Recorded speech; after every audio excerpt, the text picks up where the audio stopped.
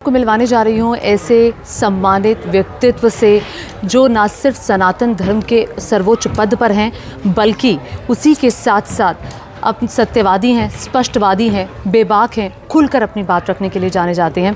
जी हाँ, मैं बात कर रही हूँ शंकराचार्य अविमुक्तेश्वरानंद सरस्वती जी की। अविमुक्तेश्वरानंद जी की बहुत बड़ा कुंभ में एक घटना घटी, भगदड़ मची। आप किसे जिम्मेदार ठहराते हैं, किसे जिम्मेदार मानते हैं? देखिए, घटना तो क्यों घटी है, उसके पीछे क्या कारण है, अभी जांच हो रही है। जांच के बाद ही पता चलेगा। इसलिए अभी घटना के लिए हम किसी को जिम्मेदार नहीं ठहरा सकते, लेकिन घटना को छिपाने के जिम्मेदार ज़रूर आदित्यनाथ योगी जी हैं। उन्होंने छिपाना नहीं चाहिए था, उनको सामना करना चाहिए था। और उन्होंने पूरे दिन सबसे, संतों से, महंतों से, यहाँ उपस्थित कल्पवासियों से, सबसे छुपाया कि क्या वो कहते रहे कि अफवाहों पर ध्यान न दें। अफवाहों, जगह जगह से सूचना आ रही थी, लेकिन वो कह रहे थे अफवाहों पर ध्यान न दें। ऐसा कह करके उन्होंने जो सच को छिपाया, ये निश्चित रूप से अपराध था, ये नहीं करना चाहिए था। और कुछ अपने आप को बड़ा संत कहने वाले धीरेन्द्र कृष्ण शास्त्री ये कह रहे हैं कि वो मरे नहीं, मोक्ष की प्राप्ति हुई है। वो तो उसका जवाब जनता ने दिया। जनता यहाँ पर हम लोगों के पास आई थी और कहा कि ये ऐसा वो कह रहे हैं, जैसा आप पूछ रही हैं वैसे ही। तो हमने कहा आप लोग क्या कहना चाहते हो? तो उन्होंने कहा कि महाराज जी, हम यही चाहते हैं कि वो आ जाएं, तो हम लोग उनको मोक्ष दें। बहुत आक्रोश है जनता में, उनके इस वक्तव्य से बड़ा आक्रोश है जी। बहुत सारे संत इस वक्त सरकारी भाषा बोल रहे हैं, क्या ये उचित है? देखिए, सब संतों की अपनी अपनी मजबूरियां होती हैं। कौन किस कारण से, अपने अपने व्यवहार हैं। हम किसी की आलोचना इस मामले में नहीं करना चाहेंगे। सबकी अपनी कुछ तो मजबूरियां रही होंगी, यूँ कोई बेवफा नहीं होता। तो अपनी ही जनता से, जो जनता उनके दर्शन के लिए आई थी, उनके आशीर्वाद के लिए आई, वो कुचल करके मारी गई। उसके बाद भी सरकार की तरफ खड़े अगर वो हो रहे हैं अपनी जनता को छोड़कर, हम समझते हैं उनकी कोई मजबूरी होगी। इसलिए उनको हम कुछ उनके बारे में नहीं कहेंगे। लेकिन ये घटना होना बहुत दुखद है और उसको छिपाना ये दुर्भाग्यपूर्ण है। और वीवीआईपी कल्चर की वजह से जो अव्यवस्था फैली, बात ये है ना कि हमने पहले ही, जब हम कुंभ में आए थे, अभी आपका कुंभ शुरू भी नहीं हुआ था और हमारा आप लोगों ने साक्षात्कार दिया था, हमने कहा था कि ये सही नहीं है। माँ की गोद में तो कम से कम सब बच्चे बराबर होने चाहिए। तो यहाँ पर जो वीआईपी कल्चर दिखाई दे रहा है, वीआईपी घाट बनाया गया है, ये भेदभाव की उत्पन्न कर रहा है, ठीक नहीं है। और हमारी बात को नहीं सुना गया।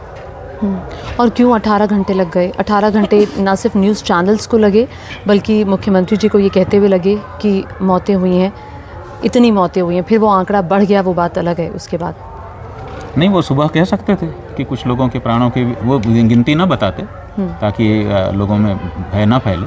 लेकिन ये इतना तो कहना चाहिए था ना कि कुछ मृत्यु के भी समाचार हैं। मैं देख रहा हूँ, आप लोग चिंता मत करिए, आप लोग स्नान करिए। सब जगह पे हम लोगों ने अलर्ट विशेष रूप से कर दिया है। ऐसा कह करके वो पूरी बागडोर अपने हाथ में लेके खड़े होते और जनता को आश्वासन देते। क्या खराबी होती? घटना तो किसी के भी समय में कभी भी हो जाती है। क्यों हुई वो तो बाद में पता चलता है, लेकिन जिस समय घटना घटी है उस समय क्या कर्तव्य होता है? उस समय यही कर्तव्य होता है कि चीज़ों को अपने हाथ में लेकर के जो मुखिया होता है वो सबको आश्वासन देता है। वो ना करके ये जो कि छम छिपा ले जाएंगे, और जो घटना के समाचार आ रहे हैं उनको, माने आप जितने चैनल के लोग थे, एक तरह से उत्तर प्रदेश के मुख्यमंत्री जी ने दिन भर आपको झूठा कह दिया, अफवाह फैलाने वाला कह दिया। आप लोग तो नहीं मार्क करोगे, लेकिन हम तो मार्क कर रहे हैं। हमको भी झूठा कर दिया, हम सबको झूठा कर दिया, सबको झूठ खबर फैला दी कि अफवाह पे ध्यान न दें, अफवाह पे ध्यान न दें। तो हमको लगने लगा कि सारे चैनल, सारे मीडिया वाले सब झूठे हैं। मुख्यमंत्री जी कह रहे हैं, वो कैसे झूठ बोल सकते हैं? लेकिन अंततः क्या निकल के आया कि वही झूठ बोल रहे थे। तो जब उनको शाम को 8 बजे 9 बजे पता हो गया कि इतने लोग मरे हैं, तो वो ये बताएं कि क्या उनको शाम को पता चला कि उनको सवेरे पता चला? और अगर सवेरे पता चला तो शाम को उन्होंने क्यों बताया जनता को? सवेरे बता देने में क्या छिपाना चाहती थी सरकार? नहीं, वो तो चाहते थे कि सार पता ही ना चलने दे कि भगदड़ हुई, मामला ही खत्म कर दें, उसको अफवाह करके लिपापोती कर दें। लेकिन इतने लोग, इतनी बड़ी पब्लिक की घटना हुई थी, इतने लोगों के वीडियो हो गए थे और लाशों पे के अंबार लगे हुए थे। तो वो अंततः जब ये तय हो गया कि छुपाया नहीं जा सकेगा, तब रात को प्लान करके फिर उन्होंने बोला। आपको लगता है कि अधिकारियों को भी निर्देश हैं कि कहीं घटना हो तो बोले ना? झूंसी में जो घटना हुई उसको लेकर एक अधिकारी कह रहे थे, पत्रकार जब लेकर के कैमरा वहां जा रहा है तो उसको धक्का पुलिस क्यों मार रही है? पुलिस जो है अपने बड़े अधिकारी के आदेश को मानती है। तो इसका मतलब उनके बड़े अधिकारी कह रहे थे कि पत्र कवर मत करने दो। जो वहाँ पर लोग थे प्रत्यक्षदर्शी, जिनके हाथ में मोबाइल था, पत्रकार नहीं थे, वो लोग अपना वीडियो बना, आजकल जैसे भी कोई घटना होती है लोग वीडियो निकाल लेते हैं, वो बना रहे थे। पुलिस ने सबको रोक दिया, वीडियो मत बनाओ, वीडियो मत बनाओ। तो ये किसके आदेश पर, जो मौके पर पुलिस थी, चाहे वो इंस्पेक्टर रैंक के हों, चाहे वो नीचे के रैंक के हो, जो भी थे, वो किसके आदेश पर लोगों को रोक रहे थे कि वीडियो ना बनाए जाएं, फोटो ना खींचे जाएं? आखिर कोई तो निर्देश कर रहा था ना। और वो जो बड़ा अधिकारी होता है वो अपने से बड़ा, अंततः तो कहीं से आदेश आता है, उसी को सब फॉलो करते। ये जो फॉर्मेशन है पुलिस की, ये इसमें दिमाग नहीं है, इसमें ऊपर के व्यक्ति में दिमाग होता है, बाकी सब आदेश को ओबे करते हैं। आपकी तरह इतनी बेबाकी से कोई और सर्वोच्च पद पर बैठे धार्मिक व्यक्तित्व के लोग क्यों नहीं बोलते? नहीं, हम इसका कारण अभी नहीं जानते हैं, लेकिन हमारा दायित्व है कि धार्मिक प्रजा हमारे ऊपर भरोसा करके बैठी हुई है। हालांकि हमारे हाथ में अधिकार नहीं है, लेकिन फिर भी एक परंपरा का भरोसा हमारे ऊपर आज भी वो करती है, तो कम से कम हम उसके साथ खड़े रहें। तो इसलिए हम खड़े हैं। तो क्या कुंभ को राजनीतिक प्रचार का अवसर बनाना चाहिए? कई लोग ऐसा करते हैं। बात यह है कि हमने शुरू से कहा था कि ये धार्मिक पर्व है, इसकी धार्मिकता को छेड़ो मत, ये आपका पॉलिटिकल इवेंट नहीं है। लेकिन प्रयास तो यही किया जा रहा था। आपने बहुत कुछ सुना होगा, एक IITN बाबा, रिचार्या, इसके अलावा हर्षा रिचार्या, इसके अलावा एक मोनालिसा।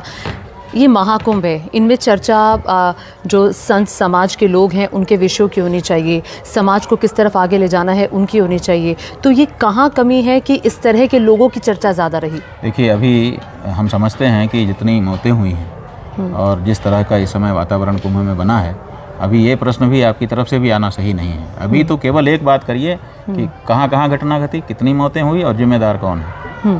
अगर ये करें तो ये श्रद्धालु जनता के साथ न्याय होगा, और बाकी अभी कोई भी दूसरी बात शुरू करना बिल्कुल उचित नहीं है। बिल्कुल सही, मैं मानती हूँ आपकी बात। यहाँ से आप सरकार को क्या कहना चाहेंगे?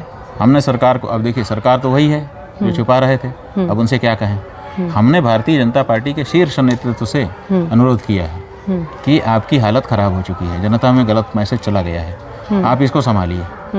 दो कारण से संभालिए, एक तो आपकी अपनी पॉलिटिकल जो सिचुएशन है उसको हैंडल करने के लिए संभालिए। दूसरे, क्योंकि सब हमारे हैं इसलिए उनके हित की भी बात हम कहते रहते हैं, तो एक तो हमारा उद्देश्य है, और दूसरा ये है कि अभी और भी स्नान है। अभी माघ मेला आधा हुआ, माने ये कुंभ का जो पर्व है ये आधा हुआ है, अभी आधा बाकी है। फिर से भीड़ होगी, फिर से चीज़ें होंगी, तो फिर से लिपापोती होगी। ये छिपाने का जो स्वभाव है वो थोड़े बदल जाएगा। तो ऐसी स्थिति में अब कोई घटना ना घटे, किसी ऐसे व्यक्ति को लाइए, उसके नेतृत्व में बाकी का कुंभ संपन्न कराइए, ये हमने कहा है। अब इस पे क्या विचार हो रहा है, क्या नहीं हो रहा है, पता नहीं। ओवर कॉन्फिडेंस भी था सरकार का, आप आमंत्रित कर किया, आपने कहा कि 40 करोड़ लोग आएंगे, आपने कहा कि मौनी अमावस्या पे 10 करोड़ लोग आएंगे, आप संभाल नहीं पाए, आपने आमंत्रित। खास करके तब जब 15 दिसंबर का उनका स्वयं का वक्तव्य है, सब आप लोगों ने चलाया है सबके मोबाइल में, वो कह रहे हैं कि 40 करोड़ लोग आएंगे ऐसा अनुमान है, हमने 100 करोड़ की फिर भी व्यवस्था की है। अब ये बताइए कि 100 करोड़ की कोई व्यवस्था करे और उसमें 40 करोड़ लोग आ जाएं, तो अब व्यवस्था कैसे फैलेगी?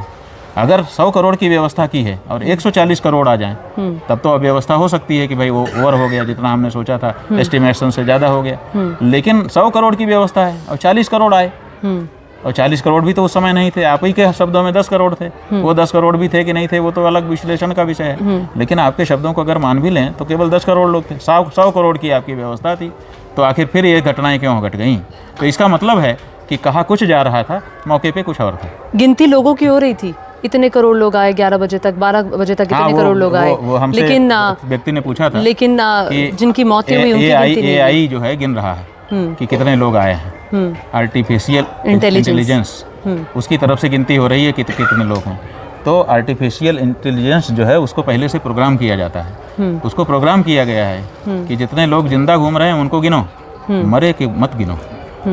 इसलिए मरे को नहीं गिना उसने। अगर यही काम कर रहा था तो कितने मरे कितने गिरे उसको भी तो काउंट कर देता, वो नहीं कर रहा है। मौत को छिपा लो, बाकी सब दिखाओ, all is well, all is well चिल्लाओ। अगले स्नान के लिए ये AI को प्रोग्राम किया गया है। अगले स्नान के लिए आप क्या उम्मीद करें? हम तो भाई अब क्या उम्मीद करें, लोग बहुत डरे हुए हैं, हमारे पास जनता की तरफ से लोग आ रहे हैं, क्या होगा बहुत घबराए हुए हैं लोग। आपका सुझाव सरकार दूर से जगह जगह से लोगों ने टिकट कैंसिल कर दिए हैं। अभी एक व्यक्ति थोड़ी देर पहले ही पूछ रहा था कि हमारे मित्र जो है हमसे पूछ रहे हैं हम क्या करें, उनको हाँ कहें कि ना कहें। वो कह रहे हैं कि बड़ी बहुत कुछ अलग अलग सुन रहे हैं, हम आएँ कि ना आएँ, टिकट हमारा बना हुआ है। तो ऐसी परिस्थिति हो गई है, लोगों के मन में बहुत बड़ा भय व्याप्त हो गया है। आपका सुझाव सरकार को? जो देश के कर्ता धर्ता हैं, ना तो वो मुख्यमंत्री बदल रहे हैं इतनी बड़ी घटना के बाद, ना तो वो महिला अधिकारी बदल रहे हैं, ना तो आईजी डीआईजी बदल रहे हैं, ना वो स्वयं आके खड़े हो रहे हैं। यहाँ जगत गुरु की पदवी का समारोह इस समय हो रहा है, अभी 1.5 दिन 2 दिन हुआ है, यहाँ पे समारोह हो रहे हैं और आकर के पदवियाँ फिर से उत्सव होने लग गए। आप मानते हैं यूपी की सरकार में कुछ भी होने पर, कपड़े बदलने पर या कुछ भी होने पर इस्तीफा ले लिया जाता था या दे दिया गया? देश के गृह मंत्री का इस्तीफा हो गया था केवल 3 बार। ये भी नहीं पूछा गया कि क्यों तुमने कपड़ा बदला। हाँ। कभी भी आज तक उस व्यक्ति का वर्जन नहीं आया कि उसने 3 बार क्यों बदला था। हो सकता है पेट खराब रहा हो सकता है कपड़े गंदे हो गए हों तो उसको तुरंत बदलना पड़ा 3 बार। लेकिन कभी भी ये नहीं पूछा गया कि तुमने क्यों बदले। बस क्यों बदले, 3 बार कैसे गए, इस पे इस्तीफा ले लिया गया। और यहाँ इतने लोग मर जाते हैं, कोई सुबहाट नहीं है। एक आखिरी सवाल, कुंभ पर हेमा मालिनी आई, मिलिंद सोमेन आई, अभी समय हम कोई सवाल का जवाब नहीं देंगे। उसी दिन समय हम कह रहे हैं कि ये जो घटना घटी है इसके बारे में आप चर्चा करो बस। अभी दूसरी कोई बात नहीं, कोई हीरो नहीं, कोई हीरोइन नहीं। वो सब लोग उसी दिन आए जिस दिन अमृत स्नान था। ऐसे अमृत स्नान के मौके पर क्या कोई वीवीआईपी यहाँ पर आना चाहिए, उसको इजाज़त होनी चाहिए? बात यह है कि अभी ये बात हम नहीं कहेंगे। अभी तो जिम्मेदार जो व्यक्ति है उसको आप निकालिए। ये उन श्रद्धालुओं की लाशों के साथ अन्याय हुआ है जी। उनकी मृत्यु को अपमानित किया गया है अफवाह कह करके। और वहाँ पर एक व्यक्ति आया हमारे पास, रोने लगा। हमने कहा क्यों रो रहे हो, वीडियो दिखाते हुए। उसके मोबाइल में वीडियो था। उसने कहा महाराज जी वहाँ पे 27-28 लाशें पड़ी हुई थी, मैं देख रहा था और मेरे को रोना इस बात का नहीं आ रहा था कि कितनी मौत मैंने देख ली। 2 लोगों के पास केवल रोने वाले लोग थे, बाकी 26 के लिए तो कोई रो ही नहीं रहा था क्योंकि रोने वाला नहीं बचा था कोई। आप समझिए कैसी परिस्थितियाँ रही होंगी। तो इन सब परिस्थितियों को, और अभी भी अलग अलग जगह से लोग आकर के अपने अपने जगह की बात बता रहे हैं कि यहाँ घटना हुई, यहाँ इतने लोग।